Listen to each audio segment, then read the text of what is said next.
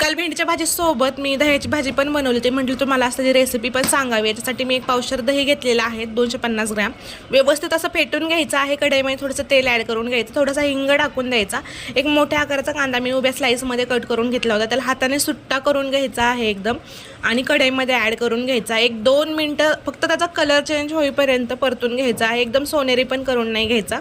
आता याच्यामध्ये मी 2 मिरच्या टाकलेल्या आहेत, लालवाल्या सुक्या मिरच्या आहेत ह्या, त्यांना पण व्यवस्थित परतून घ्यायचं. आता थोडे मसाले ॲड करूया. जिरा पावडर टाकली, लाल मिर्च पावडर, कांदा लसूण मसाला, धना पावडर, हळदी पावडर, चवीप्रमाणे मीठ टाकून व्यवस्थित असं परतून घ्यायचं तेल सुटेपर्यंत. बघू शकता साईडने तेल सुटलेलं आहे. आता त्याच्यामध्ये दही ॲड करून घ्यायचं. 1-2 मिनटं छान असं त्याला मिक्स करून घ्यायचं आहे आणि एकदम इझी आणि साध्या सोप्या पद्धतीने आपली दह्याची भाजी तयार झालेली. घरामध्ये काही भाजीला नसेल ना तर ही भाजी तुम्ही एकदम झटपट अशी बनवून खाऊ शकता.